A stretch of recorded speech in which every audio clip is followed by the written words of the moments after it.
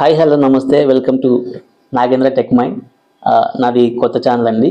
ఈ ఛానల్లో మీకు కంప్యూటర్ హార్డ్వేర్ గురించి మంచి మంచి టిప్స్ ఇవ్వడం జరుగుతుంది. దానిలోనే భాగంగా ఈరోజు మీకు ఒక మంచి టిప్ని ఈరోజు మీకు ఇవ్వడానికి నేను ప్రయత్నం చేస్తున్నాను. అయితే నా ఈ మొట్టమొదటి వీడియోలో ల్యాప్టాప్ని జనరల్గా మనం తరచుగా చూస్తూ ఉంటాం. ఈ సైట్స్ ఓపెన్ అయిపోవడం అనేది మనం చాలా గమనిస్తూ ఉంటాం.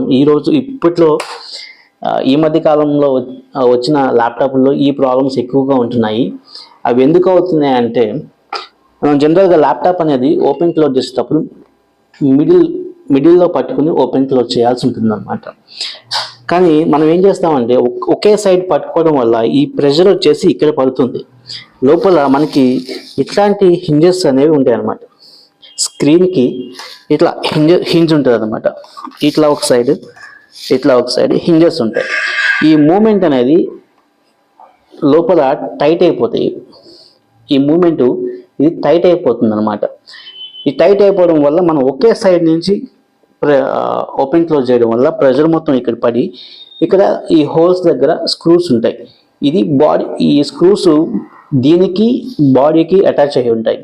ఈ ప్రెషర్ మొత్తం ఇక్కడ పడడం వల్ల ఆ స్క్రూస్ బాడీ నుంచి విడిపోయి ఇలాంటి ప్రాబ్లమ్స్ మనం జనరల్గా చూస్తూ ఉంటాం. చాలామంది కస్టమర్స్ మా దగ్గరికి వచ్చి మేము లేనప్పుడు మా పిల్లలు ఇరగొట్టేశారని చెప్పేసి పాపం పిల్లల మీద కంప్లైంట్ చేస్తూ ఉంటారు. కానీ అది పిల్లల వల్ల జరిగింది కాదండి. జనరల్గా మనం చేసే తప్ప అది. ఒక సైడ్ నుంచి ఓపెన్ క్లోజ్ చేయడం వల్ల ఇలాంటి ప్రాబ్లమ్స్ వస్తున్నాయి అన్నమాట. సో తెలుసుకున్నారు కదా, మిడిల్ నుంచి ఓపెన్ క్లోజ్ చేస్తే మన లైఫ్ టైము, మన బాడీ ప్యానల్ యొక్క లైఫ్ టైము ఎక్కువ వచ్చే అవకాశం ఉంది.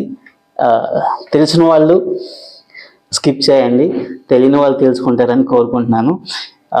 అలాగే నా ఛానల్ని మరిన్ని మంచి మంచి టిప్స్ కోసం నన్ను ఎంకరేజ్ చేస్తారని కోరుకుంటున్నాను. లైక్ చేయండి, కామెంట్ చేయండి.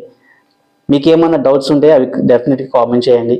అట్లాగే సబ్స్క్రైబ్ కూడా చేసుకుంటారని మనస్ఫూర్తిగా కోరుకుంటున్నాను. Thank you so much.